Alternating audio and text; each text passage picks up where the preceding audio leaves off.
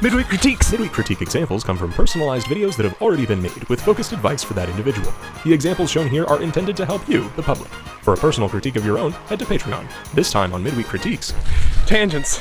If you're familiar with the term tangents in art, most likely you're thinking of something on a drawing where two lines are meeting up where they shouldn't.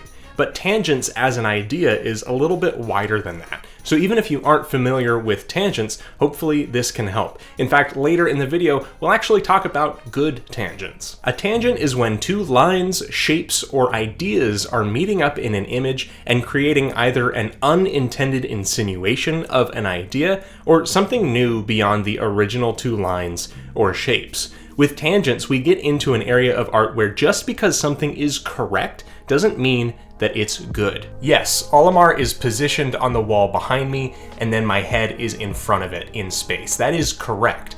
But if it looks like Olimar is on my head, that's distracting. If you wanted to easily tell that the Olimar is meant for decoration on the wall behind me, then this is not good. Sure, maybe the way that something is compositionally positioned might be accurate, but that doesn't mean that it makes easy visual sense to the viewer, that it's pleasing, or that it makes for a good composition. So here's an absolutely awful, on-purpose image that I made. It's going to repel you, and I want you to hold on to that instant reaction that you have to this image, because the longer that you look at it, the more you can start to rationalize and parse it out, or the longer you look at it, the worse it gets. But at first, this is going to be chaos. So this abomination of a drawing is every kind of tangent at once. First of all, is this man's head just embedded into the window behind him?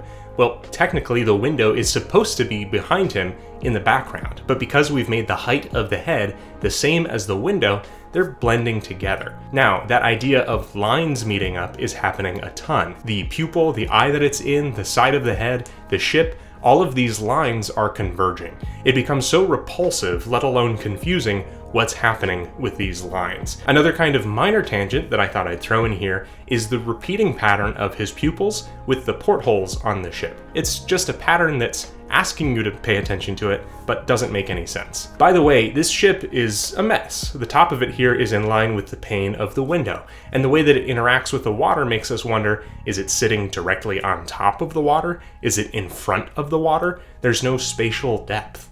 Now, the reason that lines are usually the culprits of tangents is that lines aren't real.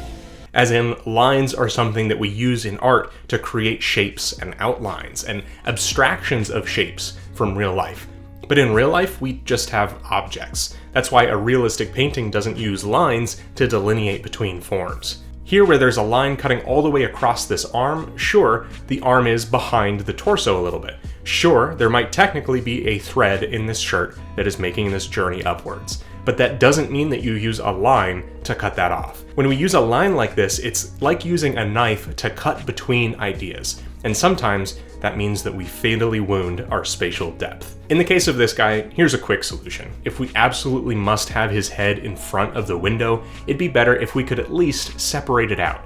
And in the case of the eyes on the head, pull them away from the edge. Make them their own separate shapes to insinuate abstract depth. Let's look at a couple of practical occurrences of this from some student critiques. Of course, my example is exaggerated and purposeful, but if we aren't careful, these tangents can crop up in our own work. And of course, we'll talk about good tangents a little later. So here we have a character by Graceface that's very expressive, but if we want to get really nitpicky about tangents, and we drop the opacity down here, we can see a couple of different lines that are indicating some convergence and confusion within the character. Notice in our red lines here, the way that the bottom of these sleeves meets up with the bottom of the sweatshirt, for one thing.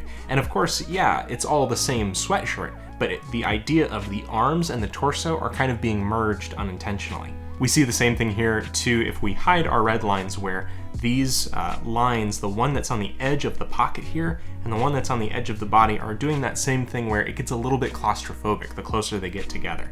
There's also a struggle that's happening here where our character is set in a scene with a lot of perspective in it. We can see the lines on the sidewalk, and yet the character's feet, for one thing, are flat on the ground, flat bottoms to the shoes, no real sense of dimensionality there, and a couple other places in the body too. We kind of have to make a decision here. Are we really going to aim toward something like a Dexter's Laboratory, very flat, iconographic, looking set of characters. If we are, we have to commit fully in that direction. Instead though, if we're trying to make something that looks dimensional with form, we have to go that other direction and try not to let our lines betray us or cause that illusion of depth to go away. Here on the left we have our flat, iconographic looking version of the character, and even here where we haven't changed a lot, we've still made some proportional changes so that we have less opportunity for some of these lines to meet up. On the right here though, we're using constructed forms to build out the character in space so that we can rotate them if we need to, figure out spatially where those things exist,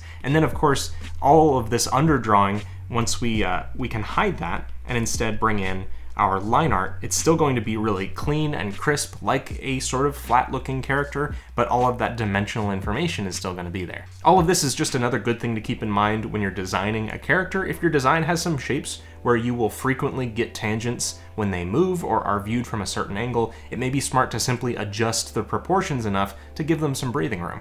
Here we have some really imaginative looking characters from Miles. However, once again, once we get nitpicky, we do start to see a couple of lines and places where tangents are coming in and cutting our depth. So we'll do a couple of things here to adjust the proportion of this character, add that dimensionality, and also adjust the pose so that it just is a little bit more understandable. We see here that we've changed the gesture a little bit. We've also changed the position of the legs so that we understand, okay, this is a crossed leg position, right? They're coming towards us in dimensional space, and we've adjusted the arms and things like that so there isn't so much claustrophobia across the middle of the body, and we can see them in all of their dimensional glory too. Here with a drawing from Mr. Devil Dice, who we featured before, he's come a long way in his artistic progress, but in this drawing here we just have a couple of pain points. We see our classic knife incision of lines coming across the body of this character.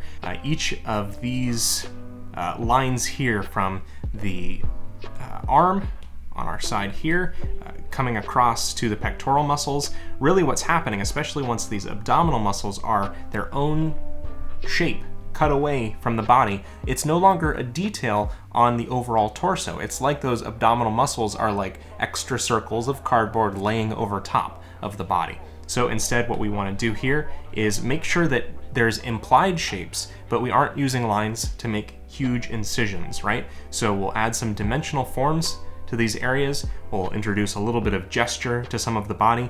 And by the way, a huge thank you to everyone who allows me to share their work with the public for the greater good. It's so great to see everyone improving the way that they are. We love to see it. I promised to talk about good tangents. Well, just like the unintentional unions between lines or shapes can cause confusion, intentional unions of shapes can make for really interesting cohesion. One of the best examples that comes to mind is the absolute masterwork of cartoon saloons films like The Secret of Kells. The lines in this character's face go from one part to another, joining the face. Everything is in a sort of forced flat perspective, and in this case, they're trying to emulate illuminated pages. If you'll forgive the comparison, it's almost like the animation version of a Wes Anderson movie, and no, I'm not talking about Fantastic Mr. Fox. Every shape is deliberately made to be flat. Even in this shot where the character is coming toward the camera, none of the shapes are alluding to dimensionality.